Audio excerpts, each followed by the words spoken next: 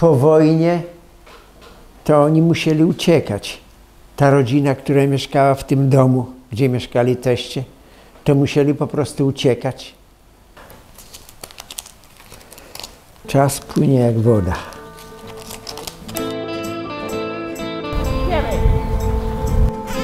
Ja! Hala! Romuald Rubinowicz. Oj, tu jesteśmy, tak. Tylko akurat mnie tu nie ma. Żona tutaj też bardzo ładnie wyszła na tym zdjęciu.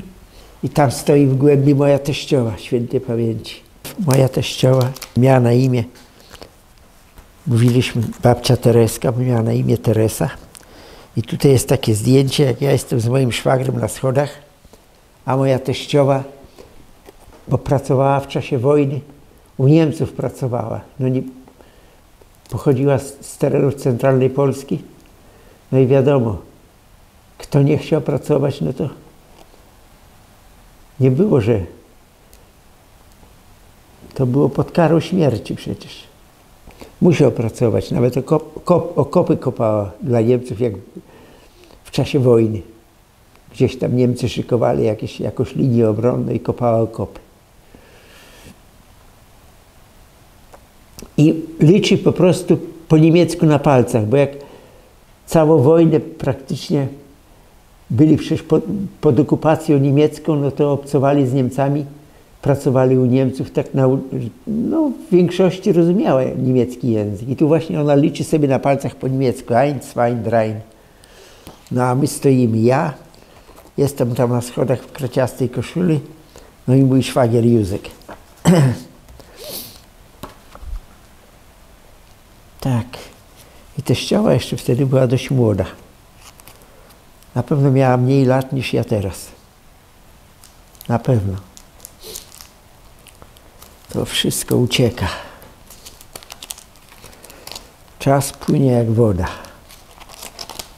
No tu jest moja żona, tu jest Krysia, tu jestem ja, tu mój teść jest Artur, a tu jest znajomy. Znajomy rodziny, dobry znajomy. Odwiedzają teściów ludzie. Ta pani to mieszkała tam w tym domu, gdzie teście przed wojną.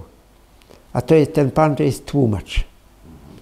To jest dobry znajomy tłumacz. Jak oni przyjeżdżała, ta rodzina, to nie rodzina, tylko ci ludzie, którzy mieszkali w tym domu przed wojną, bo wiadomo, to są tereny poniemieckie. Po wojnie to oni musieli uciekać. Ta rodzina, która mieszkała w tym domu, gdzie mieszkali teście, to musieli po prostu uciekać. W tym czasie, jak Ruscy tu wkroczyli, to oni uciekli za rzekę. Za Łynę uciekli, parę kilometrów stąd. Bo Łyna od Rogórza to płynie tak ponad 2 kilometry w polach tam, na północ. No i ta rodzina właśnie później, jak po wojnie już przyszły takie czasy, że uciekli, a później jakimś sposobem tam dostali się do Niemiec. Trudno mi dziś to wytłumaczyć, tylko ten pan, który tam przyjeżdżał, ten Gerard, który tu jest na zdjęciu, to on opowiadał nawet, że jak jakiś malutki Ruski gdzieś konia dorwał i tym koniem tam gdzieś tam w kierunku tam sąsiedniej wsi galopował, bo tam musiał jakąś wiadomość przekazać. No wiadomo, Ruscy to był, te ruskie wojsko to też to był dosłownie, to była dzicz. To była dzicz, że nie do powiedzenia to jest. Jaka to była dzicz. Nie liczyli się z nikim tam. Wiadomo, Niemcy przed nimi uciekali. Szczęście mieli ci, którzy zdążyli uciec, bo wiadomo, oni dla ludności cywilnej też nie mieli żadnych tam, jak to się mówi, ani litości, ani skrupułów. Byli po prostu bardzo źle ustosunkowani do tych. Na nich mówili Germańce. No i ta rodzina po prostu uciekła do Niemiec, a po wojnie, jak przyszły już czasy, wiadomo, to się dzieje tutaj, no, Warmia i Mazury to wiadomo, że były czasy przed wojną, tereny przed wojną to były niemieckie i tu wszystko to było zamieszkałe przez Niemców i te gospodarstwa prowadzone były przez Niemców. No ale trochę było tutaj ludności tej, jak to się mówi, autochtonicznej. No takich było trochę Polaków zniemczonych, no ale wojna to wszystko po prostu wymiotła. Autochtoni zostali po prostu. Pamiętam, że ci ludzie, którzy czuli się Polakami, to zostali tu, no i musieli się przed Ruskimi tłumaczyć, że oni są Polakami. Musieli mówić po polsku tego, bo dla Niemców Ruscy nie mieli żadnej litości kompletnie. To w pierwszej kolejności tam potrafili rozstrzeliwać, potrafili ich tam łapać i wywozić gdzieś. Kto był zdrowy i silny, to wywozili w głąb Rosji albo tu na terenie do obozów, albo do Rosji do pracy. No tej rodzinie udało się uciec. Po wojnie, jak się już czasy uspokoiły, to już były lata, dosłownie koniec lat 70.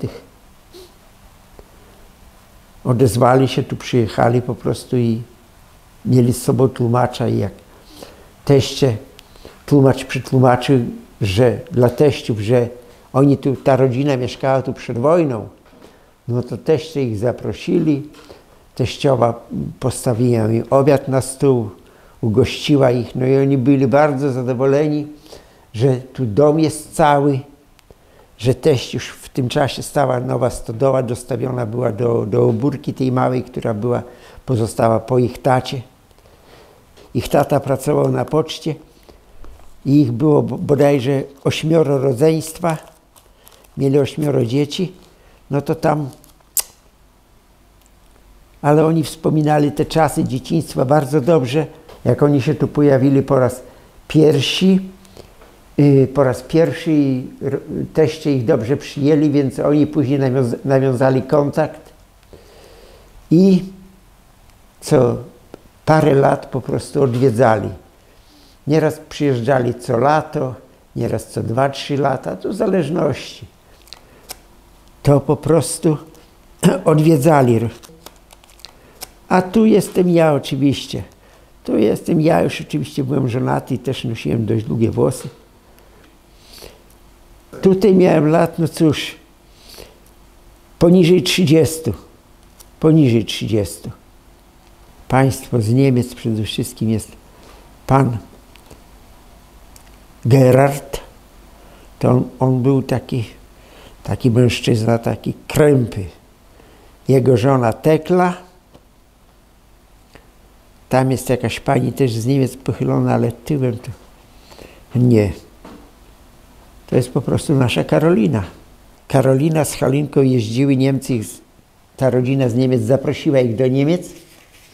No i wzięli razem przy okazji mojego syna Daniela na tą wycieczkę do Niemiec. Tak, że tak powiem, może źle się wysławiam, że na wycieczkę po prostu to zaprosiła nas ta rodzina z Niemiec i Daniela też i musiałem nawet pojechać na tamtejszą komendę, bo to jeszcze czasy były komuny, podpisać się, że ja zezwalam na ówczesnej milicji, żeby Daniel pojechał, no oczywiście mieli wizę, że puszczam go do Niemiec po prostu. No i pojechałem na komendę milicji, podpisałem się, no i byli tam około 2 tygodni. No i Daniel po dziś dzień pamięta, jak tam było, jak właśnie ten Gerard woził ich tam i po górach. Dosłownie tam zwiedzili kawał Niemiec. Bo oni miał dobry samochód, wsadzał ich w samochód i dziś jedziemy tu, dziś jedziemy tam, dziś jedziemy w góry, tam bodajże Alpy są, tak? W Niemczech Alpy są, a tak. No, ja tam nie jestem z geografii za mocny, no, ale jeździli właśnie w góry w Niemczech, jeździli tam po całych Niemczech, ich wywoził. No, w tych takich, jak to się mówi, przywieźli stamtąd sporo zdjęć, no i dobre wspomnienia. To jest tata Weroniki i Glorii, tej, którym dziękuję za wypracowanie tak dobrze napisane. No, tu Radek wziął akordeon, i śmieje się. No, tu moja Krysia, tu Karolina, tu Agatka, a tu jest pani z Niemiec. Tańczymy przy ognisku, takie dość ciekawe zdjęcie. No, tu jestem moja żona Krysia, ja, tutaj pan Gerard, tuż nie żyje, oczywiście z Niemiec. No, Halinka, Karolina, Agatka. Ognisko jest, noc. Tak, tu jest mój syn Radek, jak był chłopakiem. Takie zdjęcie dobrze się zachowało, ale te zdjęcia robili po prostu Niemcy. Mieli dobre aparaty. No oni w ogóle byli bardzo tacy przyjaźni, ludcy, no po prostu, no jak to się mówi. Widziałem w nich tylko samo dobro, nie widziałem w nich niczego złego. Co pamiętam? Że poszliśmy tam, za obory jest parę jabłonek. Niemiec podniósł z ziemi jabłko. No wiadomo, ja tam tych jabłoni nie dbam. Nie mam czasu nawet ich tam przyciąć, bo ja się czym innym zajmuję. Podniósł jabłko z ziemi, takie było dość ładne jabłko. Okręcił dookoła była dziurka, że tam wszedł robak. Wyjął scyzoryk z kieszeni. Myślę, co on będzie robił? Wykroił to dookoła. Mówi przez tłumacza, że jabłko good, dobre. Bo jeżeli robak go je, to nie ma w nim żadnej chemii. To jest good jabłko. I na tym się skończyło, że to jabłko sobie zjadł. Otarł gdzieś tam, chusteczkę wyjął z kieszeni, otarł. Good.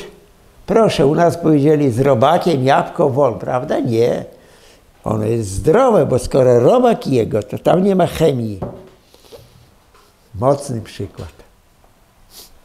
Także lepsze jest te z robaczkiem niż te z chemią. Piękne, ładne, jak to są, prawda, w sklepach. Jakie są piękne jabłka. Ono jest kilkanaście razy pryskane. Od wszystkiego. No cóż, nie będę tu schodził z tematu. Bo są moi synowie, no i były dwa psy w gospodarstwie. Była taka suczka, była taka, no, trochę taka, miała coś od wilka, taki mieszaniec. I pies był, którego dzieci tam gdzieś przyniosły ze wsi, dostały od kogoś, nazwały go Bim. Tu też jest Daniel, Radek, w środku Krysia.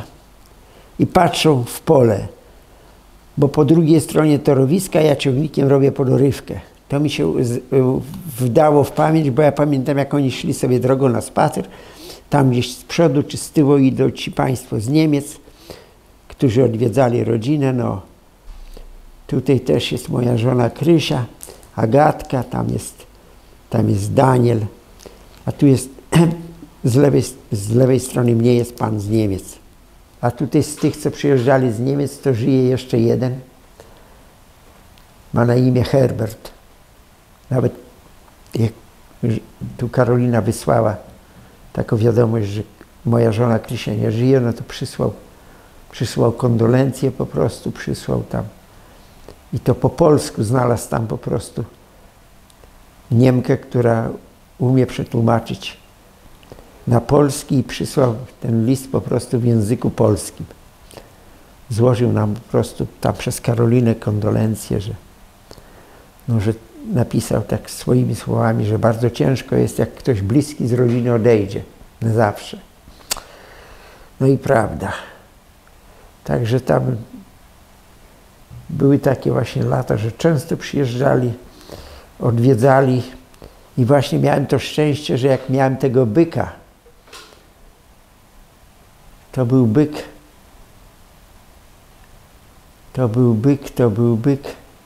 Oj, to było to był rok dosłownie 2014, 2016, jak on ostatni tu raz był, ten Niemiec. I miałem szczęście, że mogłem pokazać mu, że jadę na tym byku. To zrobiło na nim też wrażenie. Narobił zdjęć, no i Roman, good. Roman, good. To są zdjęcia z pogrzebów rodziny. Tak. Także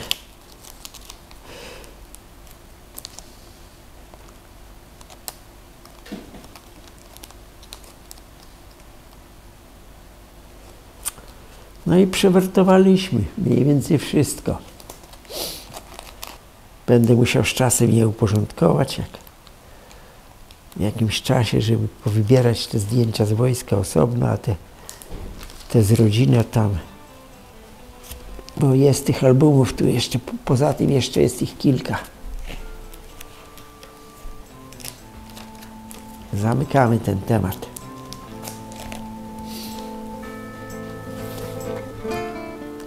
Jak to się mówi, przeminęło i nie wróci.